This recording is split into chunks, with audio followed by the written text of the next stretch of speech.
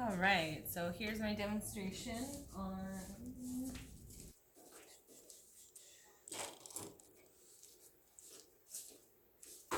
Okay, so here's my demonstration on cutting out pattern pieces and pinning them down and cutting them out on fabric, and then we're going to do some stitching practice as well. So we're going to do a straight seam followed by a zigzag seam, and then we're also going to do what I call a jailhouse, which is just practicing backstitching and sewing straight. Okay, so you're gonna pick up 2 pieces of fabric. It doesn't really matter what type of fabric. I usually like to put, for this project, I like to put wrong sides together, which is completely opposite of what we normally do. If you have any wrinkles in your fabric, I would suggest ironing them out first before you even cut anything out. That's a good rule of thumb for anything that you cut out. Okay, so here's my pattern. We're gonna cut it out with paper scissors. Please don't use sewing shears. So just quickly cut it out. And don't throw away the instructions, it kind of leaves some instructions. We are going to change it just a little bit from what it says. But anyways, here we go. So we've got our square. And so when it comes to sewing, we use paper pieces for our pattern pieces, and we're gonna pin them down. So we're pinning for cutting. So whenever there's a corner, I always like to pin towards, pointing towards the corner, because it also holds it down. So I'm going to slide back about 1 inch, and then I'm going to poke it through all the way through, and then I'm going to bend the fabric and the pattern piece as well, and pin it. I'm going to pin all 4 sides the same way. So I'm going to inch in, lift up your fabric, bend it, and again,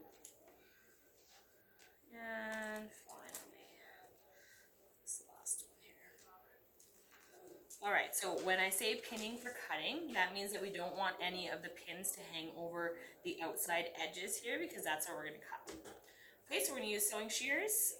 Sewing shears are meant to be used against a table. So whatever you're cutting out, you're going to lay it on the table, and we're going to use the table as support for our scissors as we go along. And that's also why they're curved like that, so you can just snip along. So we're going to use basically the last half of the scissors for our little snips as we go along. So on the table, we're just going to cut straight little snips all the way to the tip. And I like to turn it. Hi.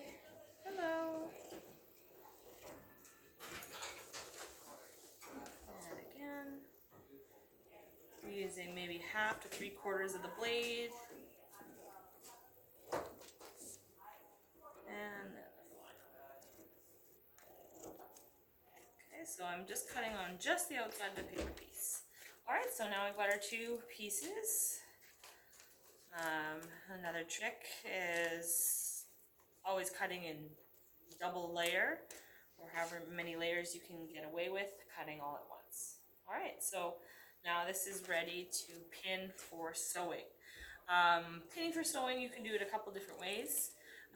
You can do exactly the same way that we just did it, and that's what I would probably suggest. So just keeping all of our edges nice and lined up. We're going to pin it towards our corners. And also, by pinning it towards the corners, that's also going to give us a hint of where to pivot. Okay. There